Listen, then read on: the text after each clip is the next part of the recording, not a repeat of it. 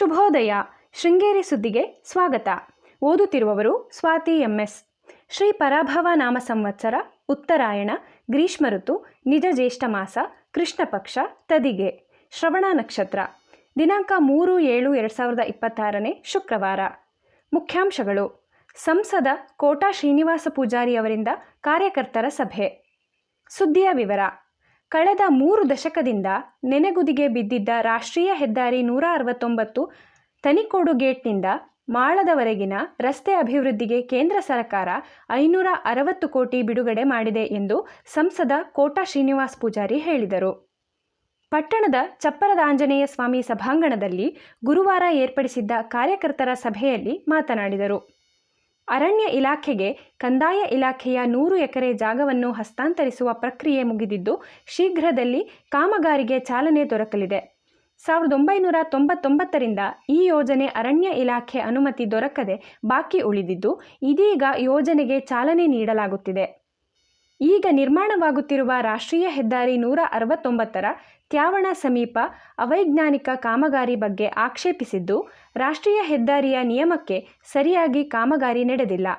ಇದಲ್ಲದೆ CRF ಫಂಡ್ನಿಂದ 118 ಕೋಟಿ ಬಿಡುಗಡೆಯಾಗಿದ್ದು, ಶೃಂಗೇರಿಯಿಂದ ಹುಣಿಸೇಹಳ್ಳಿಯವರೆಗಿನ ರಸ್ತೆ ಅಭಿವೃದ್ಧಿಯಾಗಲಿದೆ ಎಂದರು.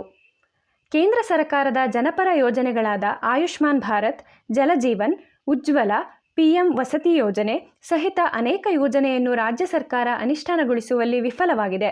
ಇದರಿಂದ ಸಾರ್ವಜನಿಕರಿಗೆ ಕೇಂದ್ರ ಸರ್ಕಾರದ ಯೋಜನೆ ಸಂಪೂರ್ಣ ತಲುಪುತ್ತಿಲ್ಲ. ವಿದ್ಯುತ್ ಕಾಣದ 18,000 ಹಳ್ಳಿಗಳು ಈಗ ವಿದ್ಯುತ್ ಕಂಡಿದ್ದು, ಪ್ರತಿ ಮನೆಯೂ ವಿದ್ಯುತ್ ಹೊಂದಿದೆ. 25% ಮಹಿಳೆಯರಿಗೆ ಗರ್ಭಕೋಶದ ಕ್ಯಾನ್ಸರ್ ಉಂಟಾಗುತ್ತಿದ್ದು, ಇದಕ್ಕಾಗಿ ಕೇಂದ್ರ ಸರ್ಕಾರ ಉಚಿತವಾಗಿ ಲಸಿಕೆ ಪೂರೈಸಿದ್ದರೂ ರಾಜ್ಯ ಸರ್ಕಾರ ಇದನ್ನು ಅನುಷ್ಠಾನಗೊಳಿಸಿಲ್ಲ. ರಾಜ್ಯದಲ್ಲಿ ಆಡಳಿತದಲ್ಲಿರುವ ಕಾಂಗ್ರೆಸ್ ಸರ್ಕಾರ ಕೇಂದ್ರದಲ್ಲಿರುವ NDA ಸರ್ಕಾರವನ್ನು ದೂರುವ ಕೆಲಸ ಮಾತ್ರ ಮಾಡುತ್ತಿದೆ. ಅರ್ಹ ಮತದಾರರನ್ನು ಗುರುತಿಸುವ SIRಗೆ ಕಾಂಗ್ರೆಸ್ ವಿನಾಕಾರಣ ಅಪಪ್ರಚಾರ ಮಾಡುತ್ತಿದೆ. ನರೇಗಾ ಯೋಜನೆಗಿಂತ ಉತ್ತಮವಾಗಿರುವ ವಿಬಿರಾಂಜಿ ಯೋಜನೆ ಬಡವರಿಗೆ ಅನುಕೂಲವಾಗಲಿದೆ. ರಾಜ್ಯ ಸರ್ಕಾರದ ಗ್ಯಾರಂಟಿ ಯೋಜನೆಯನ್ನು ಅನುಷ್ಠಾನಗೊಳಿಸಲು ಸಾಧ್ಯವಾಗದ ಸರ್ಕಾರ ಹಂತ ಹಂತವಾಗಿ ಪರಿಷ್ಕರಣೆ ಮಾಡುವ ನೆಪದಲ್ಲಿ ಅರ್ಹರನ್ನ ಕೈಬಿಡುತ್ತಿದೆ ಎಂದರು. ಸಭೆಯ ಅಧ್ಯಕ್ಷತೆಯನ್ನು ಬಿಜೆಪಿ ಅಧ್ಯಕ್ಷ ತಲಗಾರು ಉಮೇಶ್ ವಹಿಸಿದ್ದರು. ನೂತನ್ ಕುಮಾರ್, B ಶಿವಶಂಕರ್, ಅರುಣ್ ಕುಮಾರ್, ವೇಣುಗೋಪಾಲ್ ಇತರರು ಇದ್ದರು. ಮಳೆಯ ದೇವರೆಂದೇ ಹೆಸರಾಗಿರುವ ಕಿಗ್ಗಾ ಶ್ರೀ ಶಾಂತಾ ಸಮೇತ ಋಷ್ಯಶೃಂಗ ಸ್ವಾಮಿ ಸನ್ನಿಧಿಯಲ್ಲಿ ಶುಕ್ರವಾರ ಮುಖ್ಯಮಂತ್ರಿ DK ಶಿವಕುಮಾರ್ ಸೂಚನೆಯಂತೆ ವಿಶೇಷ ಪೂಜೆ ನಡೆಯಲಿದೆ. ಶಾಸಕ TD ರಾಜೇಗೌಡ ಪೂಜೆಯಲ್ಲಿ ಭಾಗವಹಿಸಲಿದ್ದಾರೆ. ಅಡ್ಡಗದ್ದೆ ಗ್ರಾಮ ಪಂಚಾಯಿತಿ ಆನೆಗುಂದದ ಮಹಿಳೆ ಸವಿತಾ 37 ವರ್ಷ ಹೃದಯಾಘಾತದಿಂದ ಗುರುವಾರ ನಿಧನರಾದರು. BGS ಶಿಕ್ಷಣ ಸಂಸ್ಥೆಯಲ್ಲಿ ಕಾರ್ಮಿಕರಾಗಿ ಸೇವೆ ಸಲ್ಲಿಸುತ್ತಿದ್ದರು. ಇವರಿಗೆ ತಂದೆ ಮುದ್ದಣ್ಣ, ತಾಯಿ ಸುನಂದ ಹಾಗೂ ಸಹೋದರ ಇದ್ದಾರೆ. ಪ್ರಧಾನ ಸಂಪಾದಕ KL ಗೋಪಾಲಕೃಷ್ಣ, ಸಹಕಾರ KV ರಮೇಶ್, ತಾಂತ್ರಿಕ ಸಹಕಾರ ಸ್ವಾತಿ MS ಮತ್ತು ಸೌಮ್ಯ ವಿಜಯಕುಮಾರ್.